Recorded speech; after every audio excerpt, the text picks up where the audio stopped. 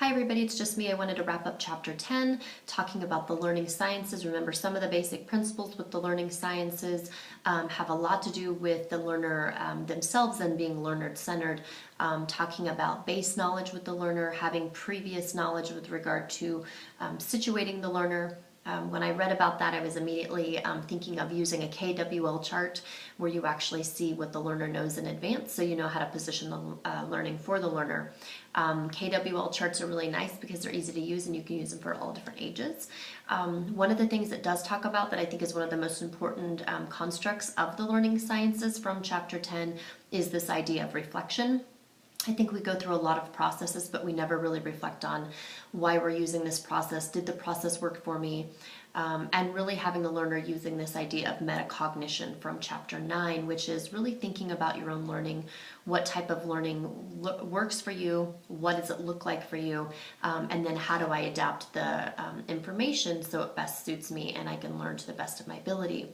Chapter 11 that you're moving into this week is really interesting because it does build on chapter 10, which is nice. It goes back to the principles of Vygotsky and Piaget, the Gestalt psychologist. It builds on some of Jerome Bruner's work, and then it starts getting into one of my favorite psychologists, and it is Albert Bandura. And there's a great link that talks about Bandura and some of his research and how he got started. He is currently a professor emeritus at Stanford and looks a lot at the social end of psychology and how there's a socio-cultural side to learning.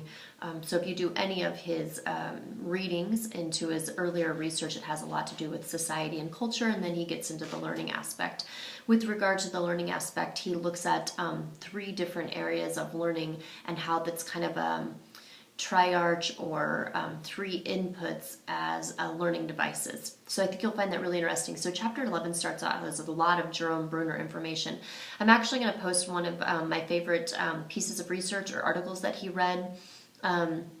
It has a little bit to do with learning. I can position it into that realm, but more than anything, I just really like the article. So I just want to share it with you and let you read it and kind of get an idea of his belief system and where he sees himself in this realm of sociocultural learning.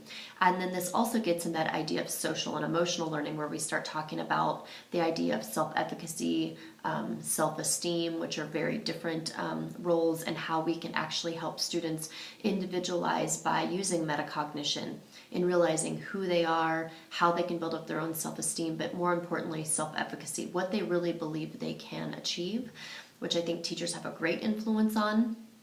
And secondarily, there's this idea with regard to teacher self-efficacy. What do you believe you can truly impress upon, and how can you affect students in the field? So again, I wanted to touch base with you. As I go through chapter 11 and recap a little bit myself, I may make a second video if they think there's something that fundamentally stands out to me. But more than anything, I just wanted to touch base with you. I hope that you're doing well, and I hope that you really like these chapters that build on this idea of cognitive abilities and then the social aspect of how they build on cognition. So anyway, have a great weekend, and I will talk to you soon. Take care. Bye.